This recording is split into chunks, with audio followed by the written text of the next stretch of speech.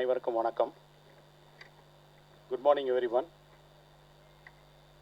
It is indeed a honor for Cyber Society of India to hold the cyber crime, cyber law related awareness, partnering with Tamil Nadu Police Cyber Crime Wing. On behalf of Cyber Society of India, it is my great pleasure to welcome you all for this awareness session. On behalf of Cyber Society of India, we welcome the Chief Guest, Dr.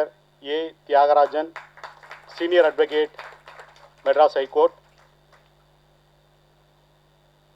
and Tirumadi Sri Liza, DSP Cyber Wing, Tamil Nadu Police. And talk about today's topic, we have a speaker, Mr. Ranganath, Advocate. And office bearers and CySI life members, welcome you all. Before we getting into the topic, I wanted to set the context on current cyber security threat landscape.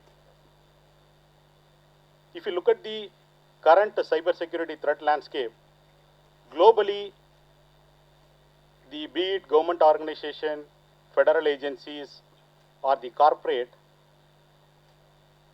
the organizations are seeing increased threat actor activity, which is actually state-sponsored threat actor activity, which is called APTs, Advanced Persistent Threat. When I say state-sponsored, targeting India as a nation, state-sponsored APTs originated from China or our neighboring countries, APT 10, APT 33, this is one category. Second thing is, if you look at the today's news or the cyber security, any of the bytes, day in, day out, there is a news about ransomware attack. Ransomware attack is on rise. Ransomware attack particularly targeting the critical information infrastructure providers, like it could be a power sector, it could be a telecom sector, BFSI, these all the critical or the vital for any nation, right? So they target. Why do they target? Because of the money. So they compromise the system, encrypt the critical infrastructure, and to decrypt it, they demand for the ransom. This is the second trend we are seeing globally. Third trend is there is an increased supply chain attack. Earlier, if you look at the threat actor used to target one particular organization or randomly they choose, right, wherever there is a vulnerability. Now, the threat actors focusing on compromising the large technology firm, security firm, through which they would have supplied the tools, softwares to many organizations across the globe, right? This is the indirect attack. When they target the supply chain, they compromise the supply chain, through which they get access to all the organization whoever uses this particular software. This is the third trend, right? This is about the current cyber security threat landscape. Second, let us look at quickly few minutes on what is the technology landscape, digital technology landscape. Today we are living in the world of technological advancement, digital transformation, right? So today everybody talks about artificial intelligence, the generative AI, right? I'll also talk about that. What is the NASCOM report?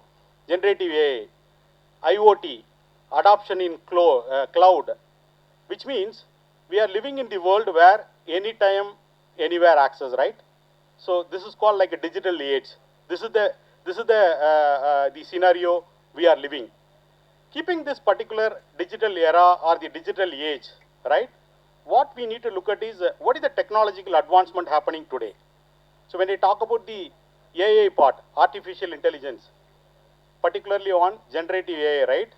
As per the NASCOM report, Q2 of 2023, in India, there are 60 startups working on generative AI project, which means they have attracted for past 18 months of time, close to $600 million invested on this particular project, which is predominantly on the generative AI, right? Which means there are talks, there are actually the queries coming up in all the minds, right? When AI coming into picture, does it take away all our jobs? So answer is no, right? Any technology advancement or any development, we need to see it in a positive way, right? Today, human can do certain amount of data analytical part, but when AI is coming into picture, you can ingest millions of data, right? Which can be done by this particular AI, and then it can give the predictive analysis, whatever the deductions, all those parts. That is where it is going to do. Who is going to develop the AI? It is again the human. Rather than looking, this is going to take away some of the human jobs, it should be other way, right? The humans are involved in creating this particular AI, right? And the brains can be used in much more valuable task rather than the monotonous task of looking at volume of data, which is actually not an effective way, or you will not get the efficacy of this process, right? Now, how many of you download this threads, which is recently published the social media? No one from this room?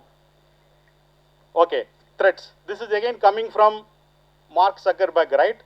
Same the Meta group. Already they have a Facebook. Already they have WhatsApp, as well as the Instagram.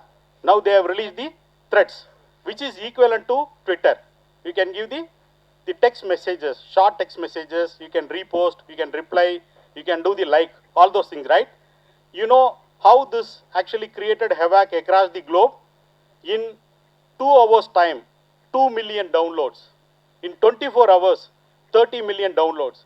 When we say globally it is rolled out, excluding the European Union. You know the reason why it is not actually introduced in European Union? Because of the stringent Data Protection Act. There is something called GDPR, Global Data Protection Act. These threats collect 32 different user information. Already we know whatever apps we are having in a mobile, it has excessive privileges. It collects the data more than required for that particular job, right? Here, if you look at surprisingly, it collects some of the physical activity of the user. Physical activity, health information, physical address. These all additional information in addition to contact, again access to your microphone, access to camera, access to your actually photo, videos. They are also collecting the additional information, okay? This is the time, again the government of India, already the cabinet has given nod for PDP, Personal Data Protection Act. In this upcoming, this parliament session, expected to be passed also. We'll have to wait and see, right? Every countries are coming up with the country specific data protection and privacy aspect. This I thought like understanding the current digital landscape, understanding the threat landscape, and what is the development happening in country, right? As in India as a country, that is important to know. Now coming back to the subject, today's topic is monetary compensation for cyber victims, adjudications under IT Act 2000, right? So that is where we have a speaker, chief guest, who will be talking about what are all the provisions covered when we talk about the adjudications in IT Act 2000, particularly on section 46. Again, some of the relevant examples, how the victim can get a compensation wherein they are not liable for that particular mistake, right? They are not done any fault, but because of some issues at the intermediary level, right? It could be your bank, it could be your mobile service provider, or any of the body corporate, right? If they fail to adhere with some of the reasonable security practices, resulting in any kind of actually hacking or compromises, that is where this provision is going to help. I will leave it to this experts to provide more insights on what is the provisions available in the legal, as well as some of the real-time examples where, real-time cases where we have got this compensation for the victims as well. With these introductions, I welcome you all and hand it over to chief guest to do this address. Thank you. Thank you, Mr. President, for a